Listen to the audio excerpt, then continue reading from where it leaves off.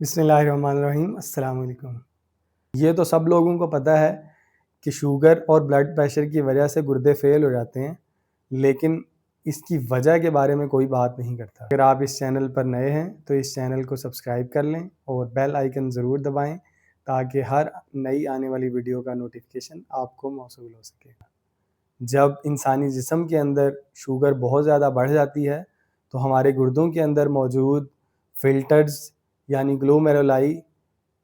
کے اندر یہ شوگر اکٹھا ہونا شروع ہو جاتی ہے اور اس پر اثر انداز ہوتی ہے اور آہستہ آہستہ وہاں سے پروٹینز لیک کرنا شروع کر دیتی ہیں۔ جیسا کہ کچھ مریضوں کا جب ہم چھوٹے پیشاب کا ٹیسٹ کروائیں تو اس میں پتہ چلتا ہے کہ چھوٹے پیشاب کے اندر پروٹین آ رہی ہے۔ تو اگر کسی مریض کو پیشاب کے اندر ٹیسٹ کروانے پر پتہ چلتا ہے کہ پروٹین ہے تو اسے فوراً نیفرولوجسٹ کو چیک کروانا چاہیے تاکہ پتہ چل سکے کہ یہ پروٹین کیوں آ رہی ہے، اور اگر گردوں کی دائمی بیماری ابتدائی سٹیج پر ہے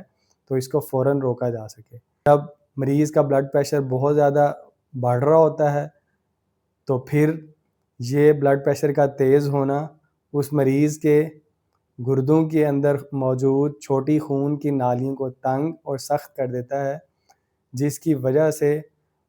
اس مریض کے گردوں کے اندر بلڈ سپلائی کم ہو جاتی ہے، اور جب خون کی سپلائی کم ہوتی ہے تو گردوں کے اندر آکسیجن کی سپلائی بھی کم ہو جاتی ہے، جس کی وجہ سے گردے ڈیمیج ہونا شروع ہو جاتے ہیں اور ان کا سائز کم ہونا شروع ہو جاتا ہے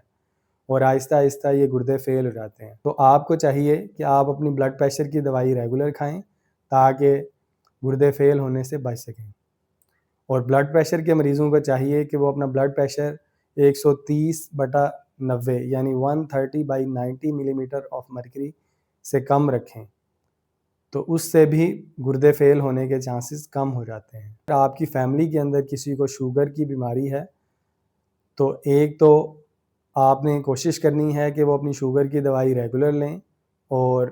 میٹھی چیزوں کا مکمل پرہیز کریں، اور HbA1c جو کہ ایک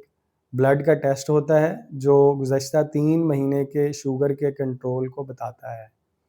تو آپ نے ہر 3 ماہ بعد یہ ٹیسٹ کروانا ہے اور اس کی ویلیو 7 سے کم رکھنی ہے۔ امید ہے آپ کو یہ ویڈیو اچھی لگی ہوگی۔ اس ویڈیو کو اپنے فرینڈز اور فیملی سرکل کے ساتھ ضرور شیئر کریں، اور اگر آپ اس چینل پر نئے ہیں تو اس چینل کو سبسکرائب ضرور کر لیں۔ اللہ حافظ۔